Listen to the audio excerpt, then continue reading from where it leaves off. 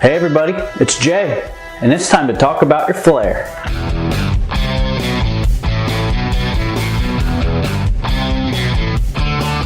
On 15 Pieces of Flair, I'm going to show you guys some ways to spruce up that game room. My next couple segments, I'm going to make some decorative dice trays, and my buddy Eric Duckett suggested I make a coffin shaped one. So I did, and it makes a pretty cool piece of shelf flare. So let's check out how I made it.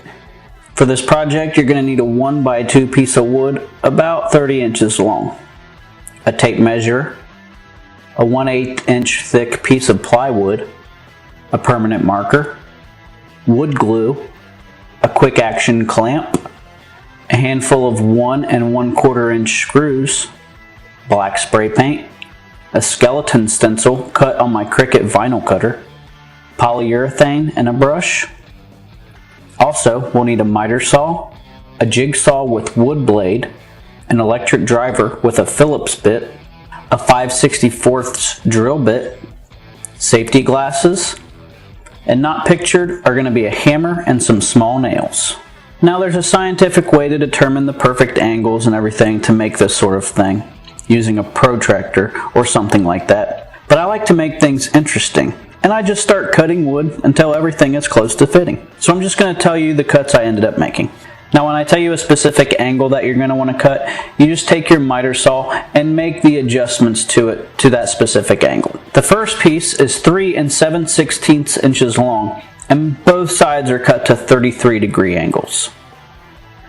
Now you're going to need 2 more pieces cut to 3 7/16 inches. One side is going to be cut to 33 degrees, and the other side is going to be cut to 26.5 degrees.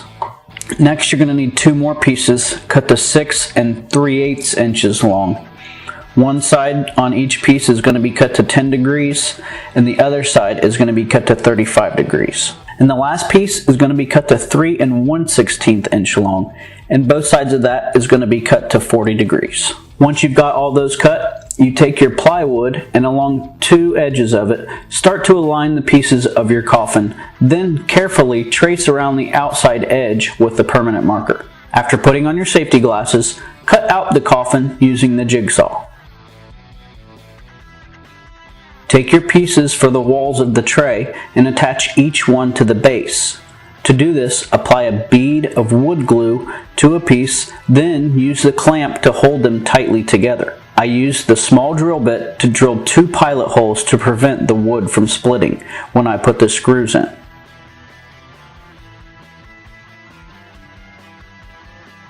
As you can see, that didn't work. This particular piece was way too short for 2 screws. What I did instead was attach the walls with small nails. So instead what you're going to do is use the same bead of wood glue and clamp to make it tight, but instead you're just going to take 1 small nail and nail it to the center of that top piece. Then you repeat the process for the rest of the walls. I used 2 nails on the following 4 pieces.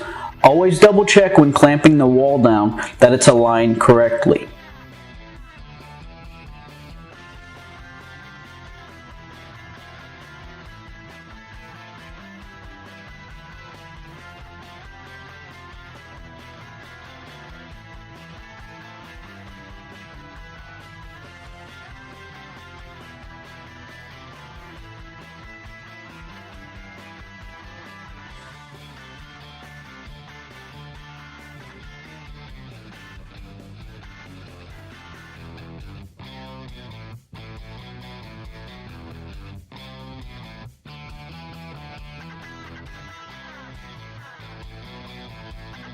A trick I sometimes use is to take the piece you're about to attach and trace along it on the opposite side so you know exactly where you're able to put your nail in.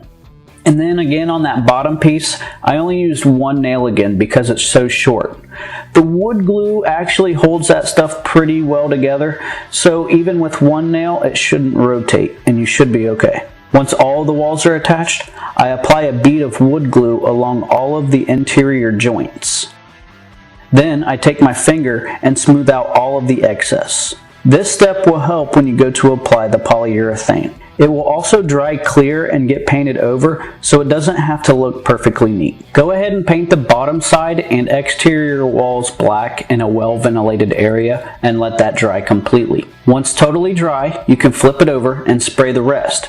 Be sure not to make any runs with the paint. Once that dries completely, apply the vinyl skeleton stencil. It doesn't have to be perfectly center, so just get it pretty close. You can now start to use this dice tray, but you will get a lot of wear on it pretty quickly. So to add a protective layer, I applied a coat of polyurethane. I put a very generous amount on the inside rolling surface, then I brushed a normal amount on the rest. Most of the bubbles will pop themselves. If, after a few minutes, you still have pesky bubbles, you can take an X-Acto knife and pop them. Then, you just let that polyurethane dry completely. Boom! There you have it! A quick and easy way to add some functional flair to your game room. I can't wait to get some good use out of this one. I'm definitely going to be using it for like Champions of Midgard right here, Zombicide, any game with dice pretty much. I just like it that much. But my next dice tray is going to be kind of Sagrada inspired, so definitely stay tuned for that one. Hey, if you guys have any suggestions or ideas you'd like me to make into some flair, like Eric Duckett did for this coffin shaped dice tray, leave them in the comments below or go to my Facebook page, pique your interest. But don't forget, 15 pieces of flair is the bare minimum. Some people choose to do more, and we encourage that. Have fun, everybody.